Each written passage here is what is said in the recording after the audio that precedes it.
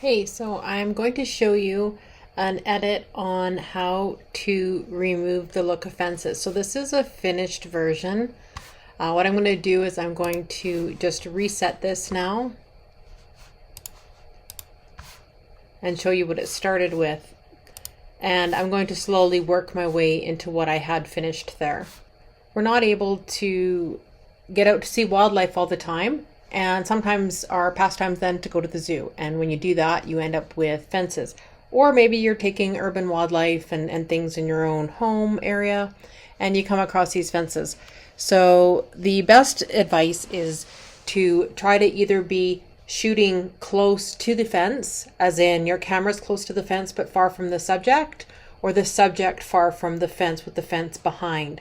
In this case, the fence was relatively close. Obviously not much I could do about it, and I wasn't about to complain because of the pretty foreground subject I have. So there's a couple ways you can work on these things. You can use Lightroom, you can use Photoshop. So this particular version I'm going to show you right now through Lightroom. I haven't done any editing on this image yet. Totally really not my concern right now. I'm just going to worry about this background. I'm going to start with this brush here in Lightroom, the healing brush. So any area that I cover is going to, in that very center, it's going to look to replicate it. You can do clone, you can do heal. You can try both and see if either of them are better. Generally, I try to use heal, but sometimes it really does weird things where, and changes colors where clone is actually better. But for now, I'm going to just go with the heal on that one. And as I go along, what I'm kind of looking for, I don't know why it goes to the fur. What I'm kind of looking for is just to create something without these distinct lines, because lines are a clear indication of fence, right? So as I go, I'm not being overly precise because you know what, if this was, just random foliage in nature, that depth of field blur, it would be very random. It wouldn't have any kind of rhyme or reason. So I'm not using a lot of rhyme or reason here. But what I am doing is I'm trying to cover a particular area to create basically my template to do the rest. So I'm not just going to go over, the harsh parts everywhere. I'm going to go over everything a little bit more methodical in one particular zone. And then we're going to use that zone to do great big segments everywhere else. I will oftentimes double up.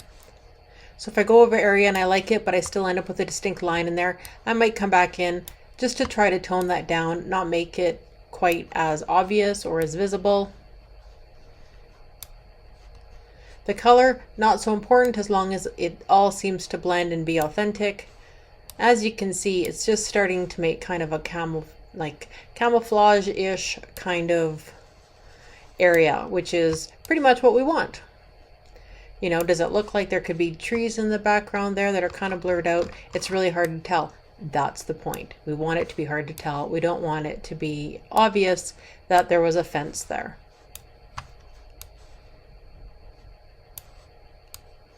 May seem like a lot of work for a zoo photo, but some of us have nothing better to do.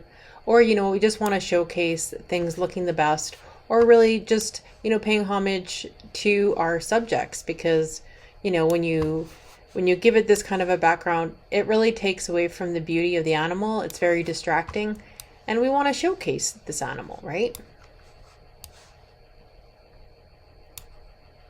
So we've got a lot of good stuff going on here. This dark piece right here doesn't bother me, except that when it gets replicated, that becomes very noticeable. I can't just click over that spot because you see I already have a lot of corrections there. So I have to just click somewhere else, and then I can click and drag this and pull it on top. And that's how you're going to get these on the very top. And then I get rid of that blotch, then I don't have to worry about it duplicating everywhere and making it very obvious what I'm doing. So now that I've done that, I can actually start making some bigger sections here.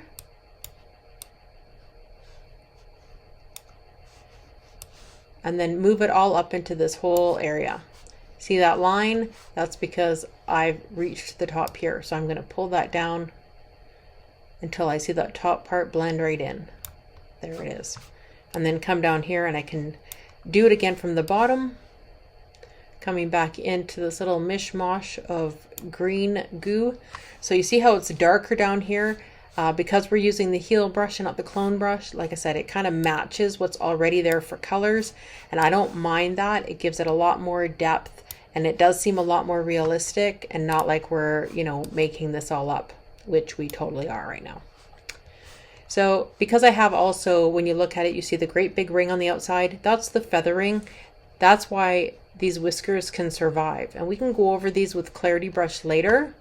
For now, I'm happy how well I can still see them.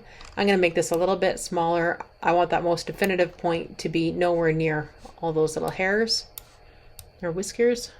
And then you can just move it until it kind of blends in a way that you're happy with. Same within here. See, I'm moving it, but it's got this white attached. I don't want that. I want it to be something that's a little bit more obscure. And I'm happy with that. Kind of like the darkness of that.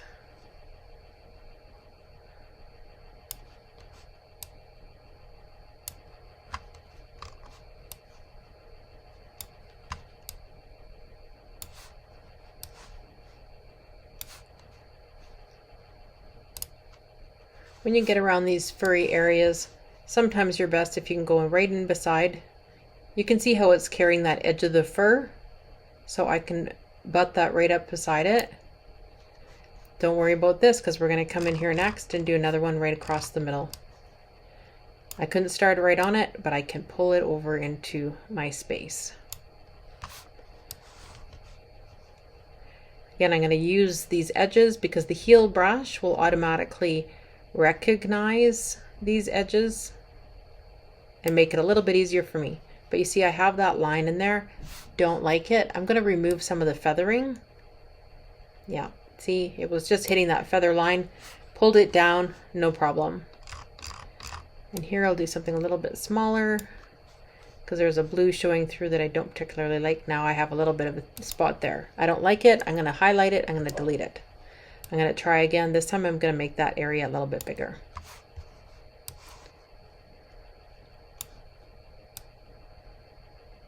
So sometimes it's just a lot of trial and error. You just keep trying. I can come along here. I could do a little bit more.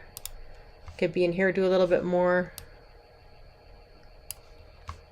See, it's automatically using the hair there, and it kind of works. And that's what it does, right? It looks for areas that are going to be similar to try to give you the little pieces that you need to fill it in correctly.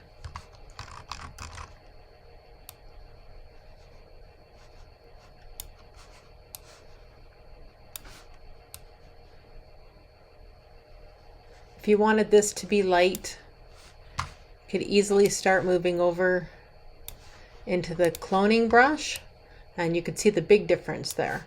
So it starts bringing it in as the green. This is where your feather brush becomes quite important. So I'm not going to worry about this. I'm going to come back to that.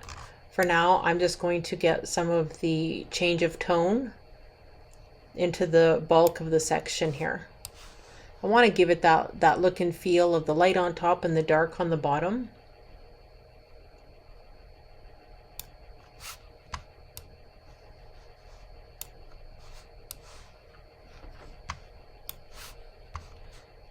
And then once I've done that and I'm happy with it, now I'm going to come in and work on this section here.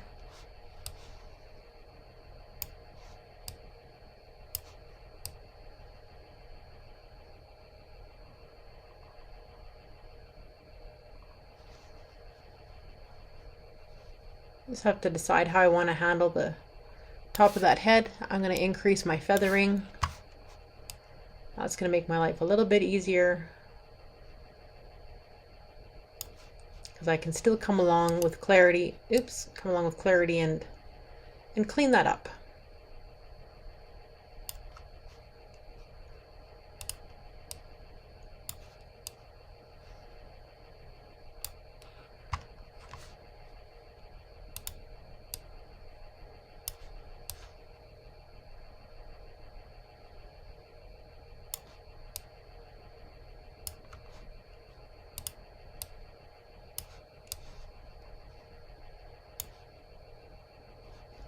So you end up with too many things and you have to start coloring a spot that you weren't originally going for and moving it into place.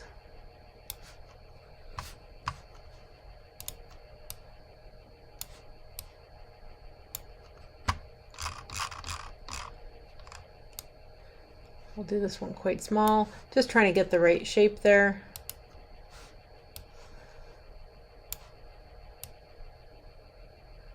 And just find where it sits in there nicely. Okay, I'm not going to get too concerned about the other details. What I will draw your attention to now is the squiggly lines over the fur. So it's really made a mess of this fur in these particular spots. So we're going to come in, we're going to do the same thing. I'm going to do a little less feather. I am going to stick with the clone. Do a little bit smaller sections because it is important to get those details.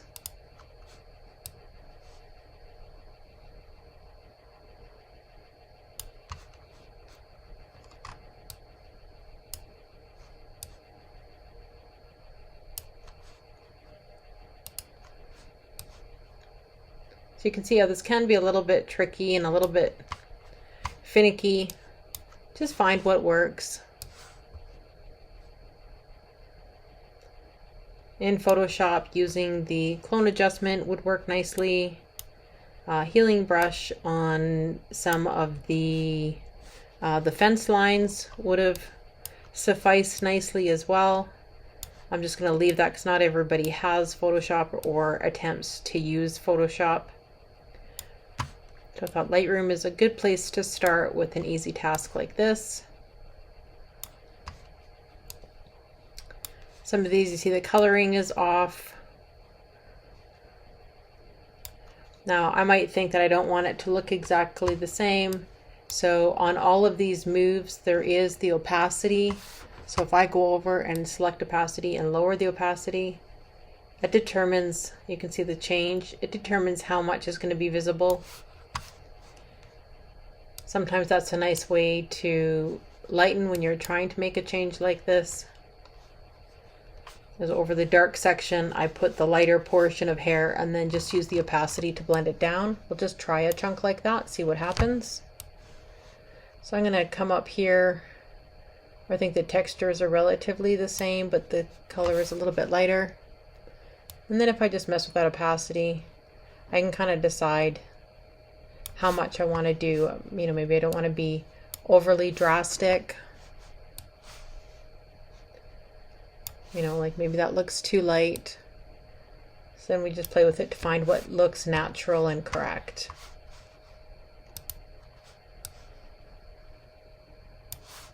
Obviously at this point also just doing a little bit of work on the cat itself is going to make a lot of help.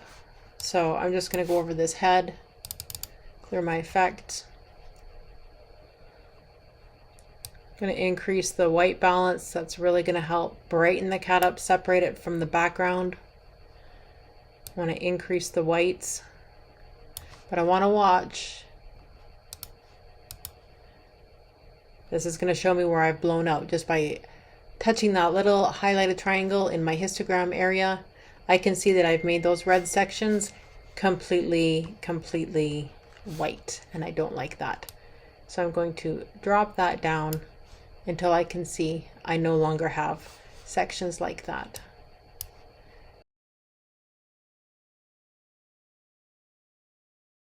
Option and look to move my whites up on the entire image, and you can start to see what's blown out. So I do have a little bit of a section there that's blown out.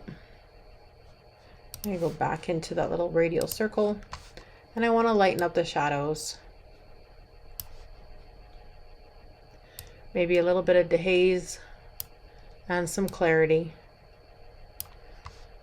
Now I want to get the ears involved as well. I'm going to hit the brush. That's going to take those same settings and apply them here.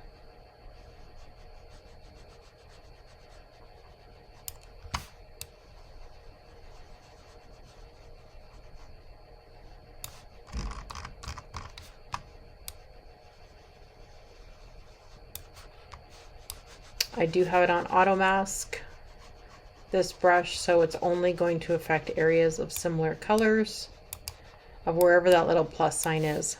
If I went over and I did a little section here and I don't like it, my option will turn this into a minus and I can erase that area.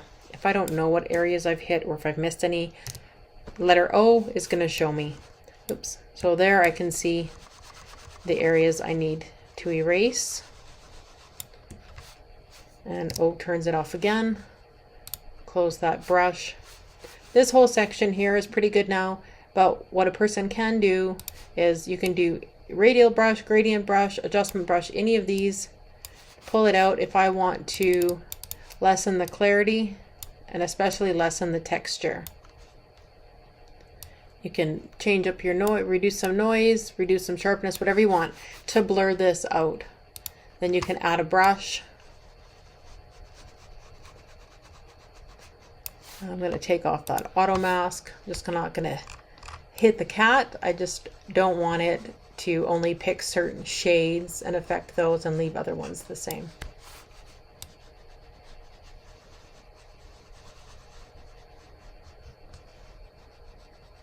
If this was my image and I really cared, I would definitely be going in and around this face a little bit more. Even if I was just changing the tint, you know, if I went in with just an adjustment brush, a little bit of purple, maybe a little bit of desaturation as well, just to try to make it a little bit more like everywhere else. That green obviously doesn't seem to have a place that matches any other parts. So that is blending it in a lot better.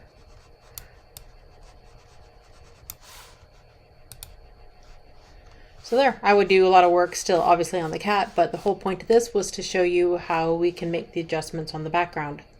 So hopefully you enjoyed that. What I'm going to do is show you the before and after, and you judge for yourself. Is it an improvement? I think so. It definitely looks a little bit more jungly, and like these are some tall bushy trees in the back versus the sad zoo setting. Hope you enjoyed.